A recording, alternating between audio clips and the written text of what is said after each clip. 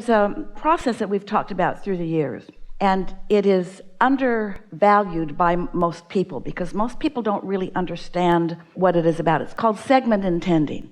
And segment intending is your way of owning the moment. And by owning the moment, we mean it's you hooking up with your source and therefore being vibrationally dominant in any moment. Well, this is the big question that you want to ask yourself. Do I feel that I have the right, we're speaking for you, do I feel that I have the right to be vibrationally dominant and therefore happy when I'm with other people who are choosing not to be happy in that moment? How do I soothe myself when I can't soothe someone else? By accepting that everybody is creating their own reality, and that feeling empathy for people in hard places doesn't help them. And you know how you know it? Because it feels so bad when you try to do it. So what are your options? Because most people put themselves in a place of having two choices. I can soothe myself by owning my vibrational space, by owning the room, by caring about how I feel, and by hooking up with my source energy, and by trying to see my mother through the eyes of source as best I can. Or I can do it the humaning way, where we all just get together and talk about things that hurt us when we talk about them, and then complain that no good ever comes from that. In other words, we don't see these as difficult choices, except that you've got to convince yourself that it's okay for you to be happy when there are others around you who are not. And you have to stop feeling responsible for the happiness of others over which you have no control. Now, you're really on the right track because you said, I want to soothe my mother. Esther always listens attentively to the flight attendants because she respects them. And her favorite thing is when they explain that if the oxygen masks drop, Esther's never seen any of them. She wonders why there are 4 when there are only 3 seats, but she's never asked that question. Maybe someone sitting on someone's lap.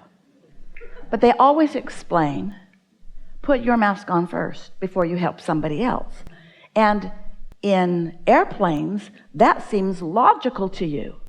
But in Abraham seminars, when we say, put your own well-being on first and then help others if you can, for some reason you want to say, no, I think I should suffer because they are. It's completely illogical with the laws of the universe, isn't it? It is. So do you think you can help your mother? I don't know. No, I mean... So we're just going to keep asking you some questions. Do you think you can help your mother? No, not really. Do you think that you can segment intend well enough that you can hold your own in any segment? Yes. Do you think that you can segment intend well enough that you could hold your own in a segment with your mother? Yes, I do. Do you think that you have the capacity to hook up to source energy, see your mother, even in her current condition, through the eyes of source, and feel appreciation for what you're seeing? Do you think your inner being can do that? Yes. Do you believe that if your inner being can do that, you can do that? Yes. Do you think your inner being has a different vantage point? Yes. What do you think your inner being's vantage point is that yours might not be? Just in general, what would the vantage point of your source energy or your inner being, what is the component of that vantage point that really stands out as being different and therefore huge advantage to non-physical? Broad view, broader view, whole view. The whole view. So your inner being knows who you are, knows who everyone else is, knows what's in the vortex, knows the whole of the person, knows all the value that has been lived and received, knows what the path of least resistance is. The reason your inner being doesn't freak out when you're freaking out is because your inner being has the big picture. So isn't that what you want to start practicing more segment by segment, is the big picture?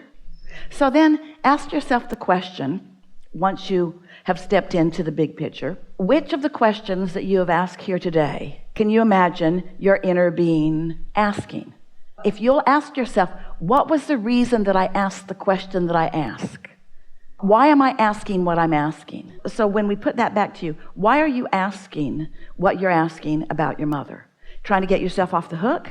Trying to get square with your other family members who don't know which end is up? Or are you trying to soothe your mother? I'm just trying to soothe my mother. I'm trying to... That's the answer you want us to believe. Okay. But that's not the vibrational footing that's there, because what you're asking about is you're talking about the other people. In other words, you feel sort of overwhelmed by all of this, and it's all right that you're having a bumpy ride because of this, because that's what happens when you love people and people have experiences. We're not asking you to extract them from your experience and never think about them again. We're asking you to practice seeing them in present tense in the way that your and their inner being sees them in present tense.